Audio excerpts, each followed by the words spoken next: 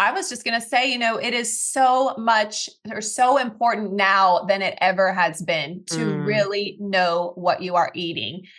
Food is made differently today. It's processed differently. It's grown differently. All of this really needs to be paid attention to because it's not only impacting us as adults, but it's impacting our children. And so we want to become advocates for ourselves.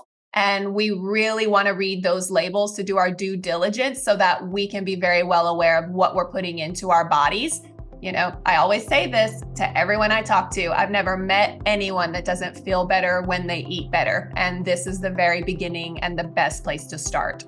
Welcome to the Soaring Child podcast, where parents of children with ADHD learn tips and tricks to help their child soar at home, at school, and in life. We feature interviews with experts, medical professionals, and parents just like you who are learning how to reduce ADHD symptoms using food and other natural strategies. Because children with ADHD deserve to soar just like every other child. I'm Dana Kay, your host. Hello, parents. This is Dana Kay here with another edition of the Soaring Child podcast. Now, I think back to maybe about 10 years ago when I decided to embark on this journey. I knew something had to change. I knew that I had to start making changes to my son's diet.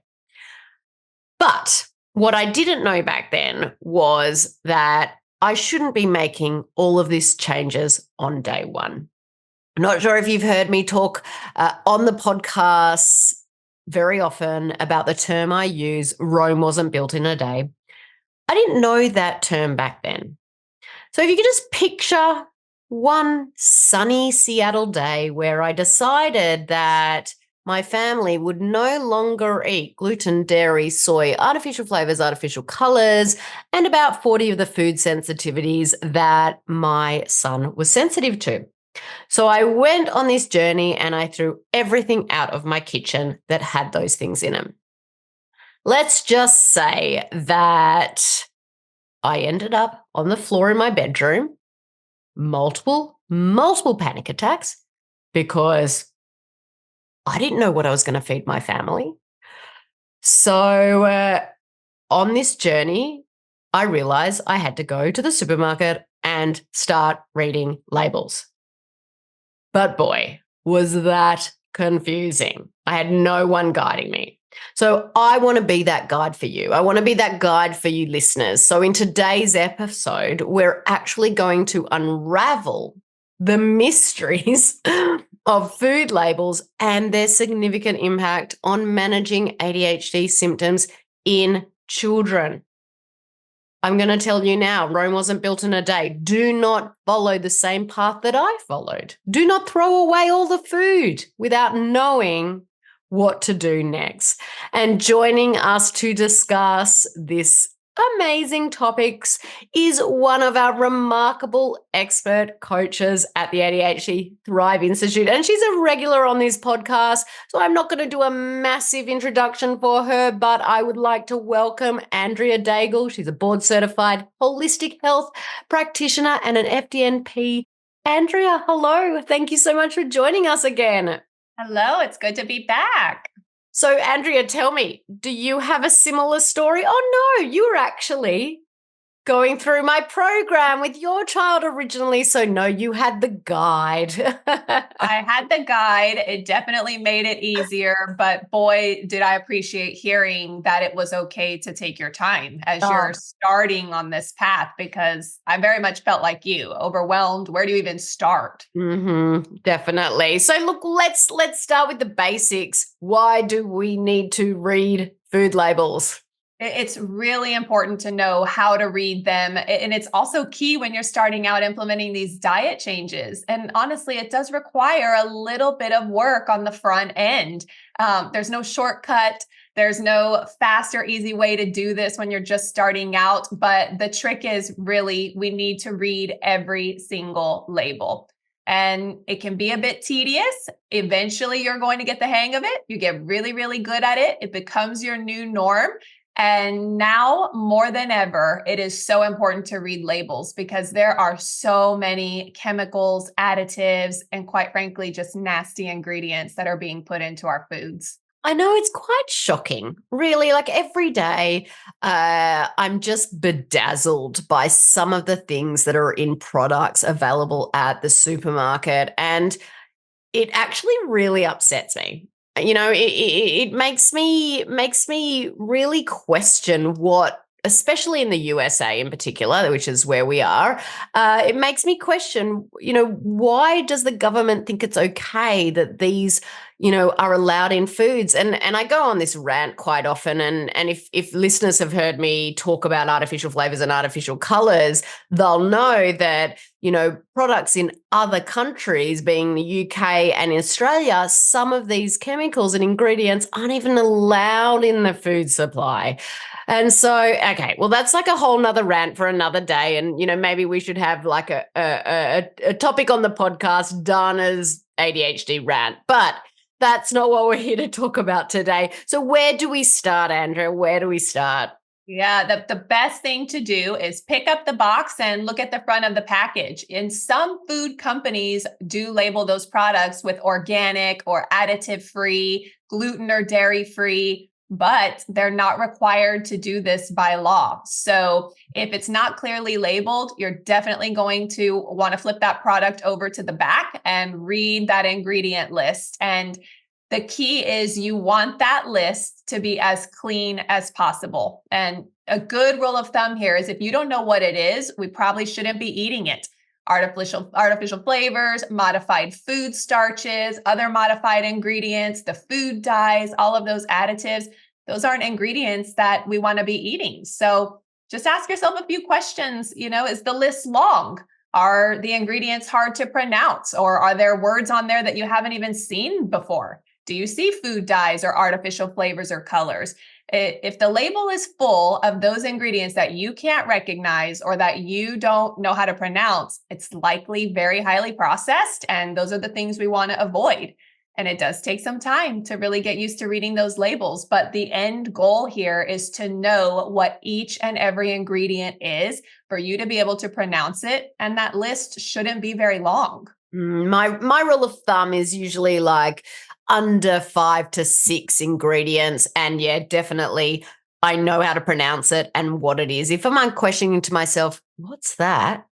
It's probably not meant for our bodies. Exactly. And there are some really good products that are out there because let's face it, we're moms. We need things that are quick and easy to grab and go. Sometimes it's not realistic to be able to cook or make something. And so you want to be able to trust what you're buying. And there are some good brands out there like Simple Mills and Siete and Primal Kitchen, where you can just grab and get a much better option for you without having to worry. Yeah, I love that you raised that, Andrea, because, there is, just don't ever have guilt about, it's really important that we as mums allow ourselves not to be 100% perfect all the time. I can tell you, I do have products in the house that aren't 100% perfect. Yes, they avoid some of those inflammatory foods that I always talk about on the podcast, but there are these inflammatory oils as well. I do have some snack products that have it because you can't avoid them 100%. And we do the best that we can. And so it's important, like, don't take on more mum guilt. There's none of that here at this podcast. We're just trying to, inform you the best that you can to make these easy sort of steps. So let's talk about those like highly inflammatory foods. And when we're reading labels, obviously for us here at the Soaring Child and the ADHD Thrive Institute, we always say, let's avoid 100% gluten and dairy. So do you want to maybe share with listeners, where are some common places gluten and dairy can hide?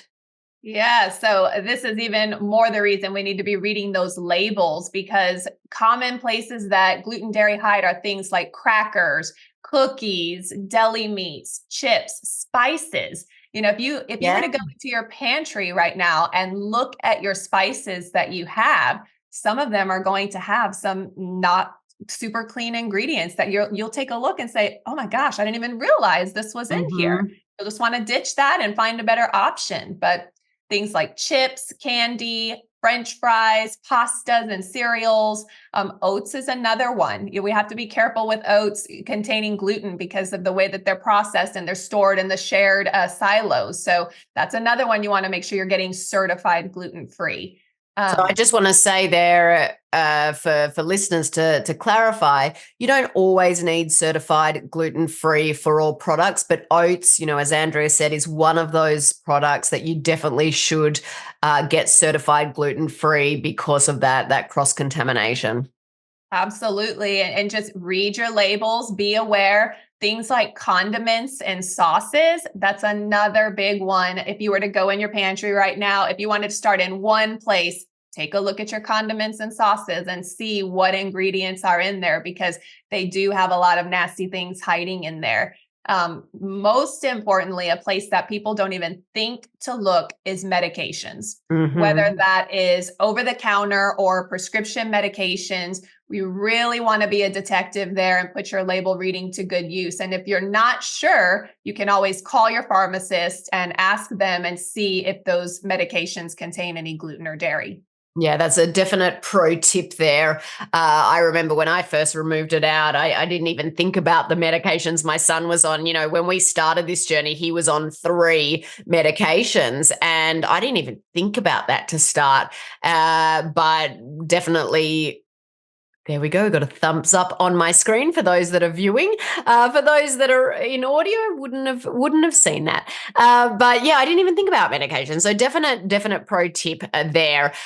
I think one of the things that I really used to struggle with is some of those fresh products because, if they say natural, if they say no additives, all of these things, eggs for me is one of those. There are so many options: cage free, roam free, this free, no free. I don't even know. How do we know what to choose and how do we sort of read the labels on eggs? This was exactly one of the things that I had the hardest time with when I started down this journey with my son was eggs. I had no idea. How do you know what you're buying is the best compared to what else is out there? Because they're all labeled so differently. Cage free, free range, pasture raised, and all of that. What I've learned is that it really refers to the way that the hens were treated and also the kind of environment that the hens spend their lives in. And the reason this matters is because the hen's environment greatly affects their overall health, which in turn affects the egg. So we want to look for pasture-raised eggs, organic pasture-raised eggs. And that's not the only thing we need to pay attention to. Unfortunately, eggs also come with grades. They can be graded B, A, double A being the best grade they could possibly get. All eggs in the United States are required to meet at least grade B standards. Now, I will say that is the lowest bar. And most of us think, oh, B, not too bad. But quite honestly, this should make you raise an eyebrow because what are we getting with grade B eggs if that is the lowest standard? So we won't get into all the details because we really could go off and have a full episode on eggs alone. But the gold standard really is to look for pasture-raised eggs with grade AA rating with the organic label, and you'll be in a really, really good place. Yeah, that is a good point. So, maybe just pause that, rewind it, and write down exactly what she said. And so, sorry, who's she? The cat's mother. That's what my mum used to say. Is that an American saying or is that an Australian saying? I've never heard that, actually. You've never heard of it? Well, there you go, everybody. Okay, look that up. Who's she? Whenever I said she to my mum or whatever, she goes, who's she? She the cat's mother? And anyway, this is what you get with the Soaring Child podcast. Sometimes we go on a different little bit of a tangent, but that is an Australian saying, which I just learned. I was meant to say, Andrea just mentioned, instead of she, Andrea just mentioned what we should be ordering for eggs. So pause, rewind, go back, write it down. Now, what about protein? What about like the beef and chicken and seafood? Again, it is very confusing. It's very it's a bit like eggs. How do we know sort of what to buy and how to read those labels? Yeah, proteins can be tricky as well because whole menu is based around what are those proteins going to be. And so you walk into the grocery store and there's a slew of options, just like the eggs. And so you really need to be careful because the chicken and beef can be loaded with antibiotics and hormones. They can also be processed. These are all things that we really want to avoid. And the other thing is gluten can also be hiding in a lot of these foods as well. So we need to read those labels. And when you're looking at beef, we want organic grass-fed beef. That's going to be your gold standard there. And for chicken, we're going to look for pasture-raised organic chicken as well. We want to stay away from anything that says, you can be targeted with labeling that says antibiotic free and think, oh, this is a great option when really it's not. So we really want to be careful when reading those labels. And for seafood, wild caught is best. The only ingredients in your proteins should be the actual protein itself. Anything else, we really need to raise an eyebrow and take a deeper look at. Yeah, definitely, 100%. I want to say with beef, you can, it even goes one step further for grass fed, grass finished, because even if it's got grass fed on it, the beef can be then finished at the end with grains, with a grain feed to fatten them up. So even if it says grass fed, they're still allowed to be grain finished. So unless it says grass fed, grass finished, then you still don't know. But at the end of the day, grass fed is still an amazing option. If you do then go grass fed, grass finished, it can get quite expensive. So everyone needs to sort of make the right choices for their families and their budgets. Chicken for me was always a really confusing one. I just can't stand how, some products out there write all natural, but it's not that it's all natural. Like that's the name of the brand, all natural chicken. Yeah, but little do we actually know what is actually in it or what it's been fed. So yeah, definitely going forward with that conscious mind, and to choose your protein and your eggs and read those labels. Andrew, anything else to finish off today's episode? Yes, I was just going to say, it is so much or so important now than it ever has been to really know what you are eating.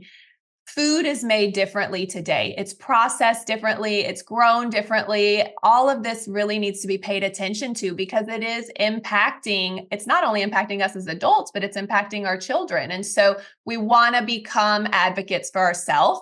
And we really want to read those labels to do our due diligence so that we can be very well aware of what we're putting into our bodies. I always say this to everyone I talk to. I've never met anyone that doesn't feel better when they eat better. And this is the very beginning and the best place to start. Yes, yes, yes. That is gold. Andrea, thank you so much for joining us today. I love having you on in here and I love having these amazing conversations we have together.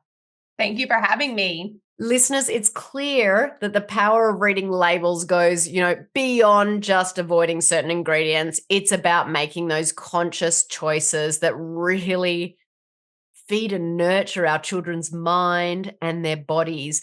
The journey to managing ADHD symptoms naturally is really a testament to the sort of profound impact of what we feed our children and what we can do to help them thrive. I hope that today's episode empowers you to make those informed dietary choices and really support your child's path to thriving. If you found today's episode or our podcast in general helpful, we would be so grateful if you could leave a review and share your thoughts about our podcast. Your feedback not only helps us improve, bring in more guests, and also really spreads that awareness and support within our amazing ADHD community. Listeners, thank you for tuning into this week's episode of The Soaring Child. I'm Dana Kate, your ADHD health practitioner. Keep on thriving. Thank you for listening to the Soaring Child podcast today. To learn more about how to help your child with ADHD soar using natural strategies, visit our website at ADHDthriveinstitute.com and follow us on social media at ADHD Thrive Institute.